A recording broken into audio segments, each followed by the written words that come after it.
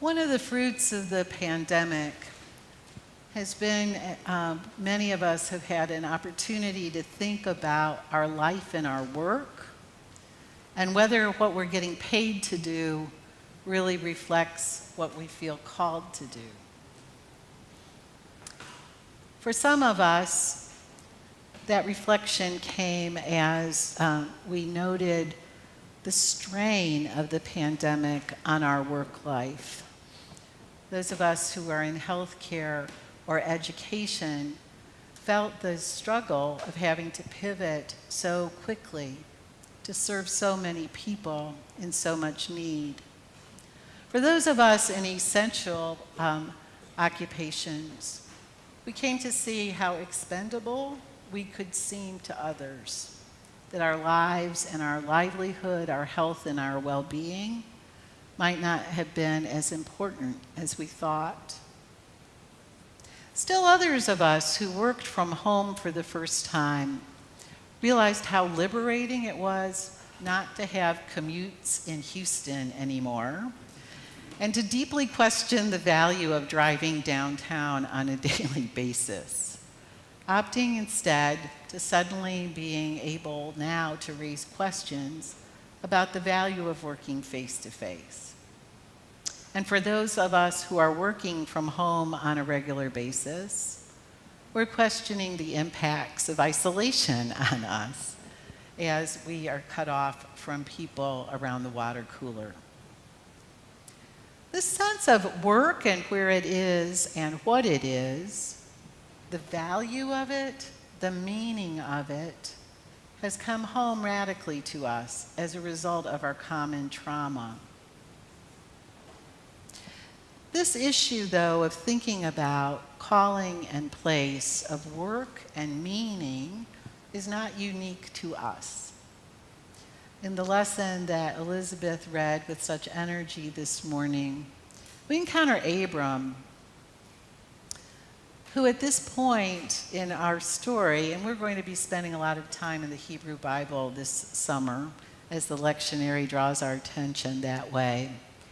Abram, along with his wife Sarai and his nephew Lot, are living really comfortably in their 4,000 square foot house in the suburbs of Ur of the Chaldeans.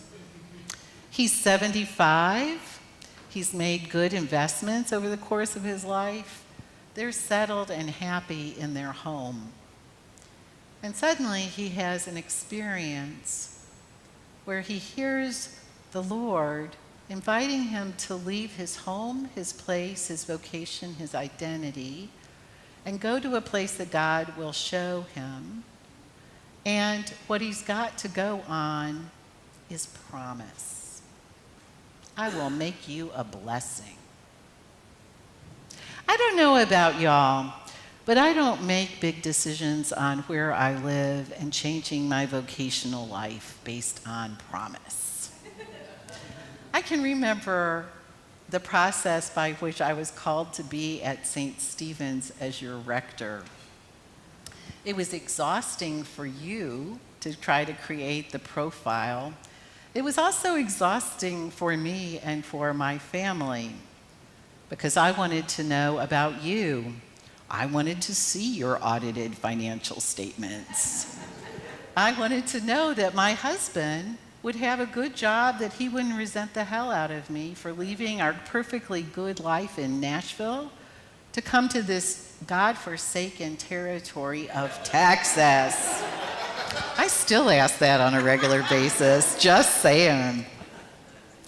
But metrics, ratings, economy, tax rates, quality of life, quality of pollution, natural disasters, all of these factor into our assessments, the metrics that we may consider before we set foot in a new city. For those of us in the 75-year-old bracket like Abram and Sarai, we're thinking hard about leaving our big house, our art, the things that we've accumulated that have defined our life together, to shed, to leave, to go into smaller spaces.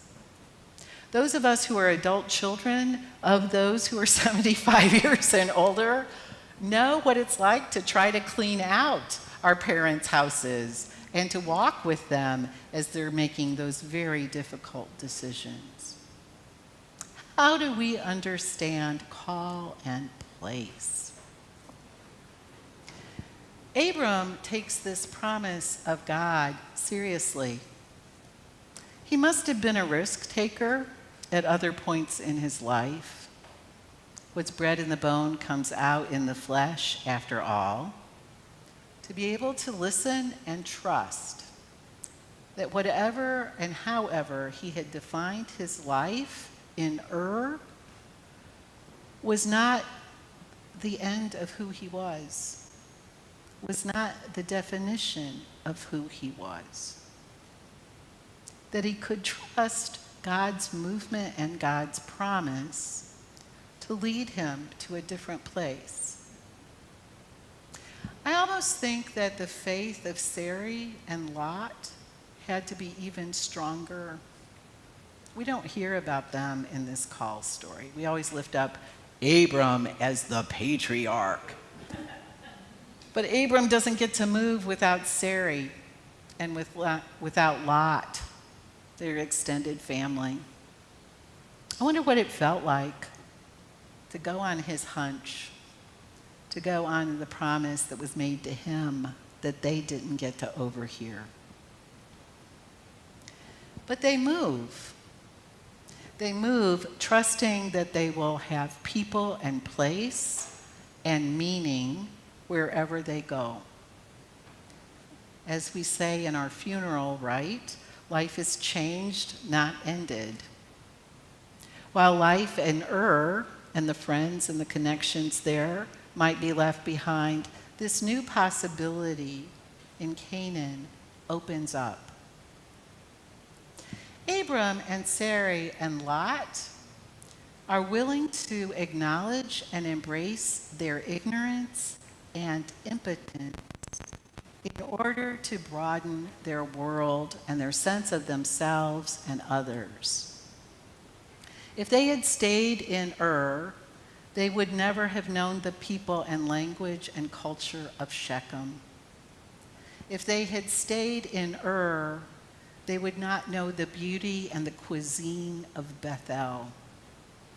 If they had stayed in they would have been ignorant of the breadth of God's wonder as it's manifested in the variety of human culture and experience. Abram and Sarai and Lot bear witness to us of the riches of risk, that promise brings opportunity and expansion in God's world. This is so critical for us in this post-pandemic world in which we live, where people are urged to buckle down, to be about me and mine, to be about preserving our culture, our language, our country, without realizing the wonder of promise, the promise that leads us beyond ignorance and impotence into a world of inclusion and possibility. I came upon a wonderful poem about Abram from Edwin Moore. The rivulet-loving wanderer Abraham, through waterless waste, tracing his fields of pasture, led his Chaldean herds and fattening flocks with the meandering art of wavering water that seeks and finds, yet does not know its way. He came, rested, and prospered, and went on, scattering behind him little pastoral kingdoms, and over each one its own particular sky, not the great rounded sky through which he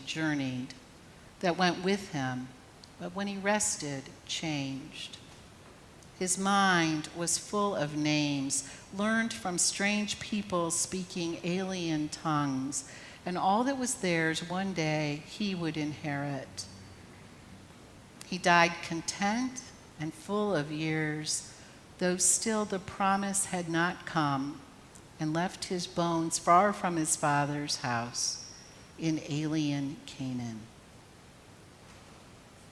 Friends, like Abram, we're asked to meander in the art of wavering water that seeks and finds and yet does not know its way.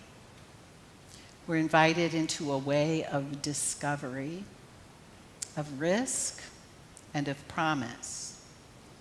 And in these days that seem hard and adamant, it's important to remember that our foremothers and forefathers and their nephews modeled for us the way of life that is always open to the promise, whether we see its actualization in our lifetime or not.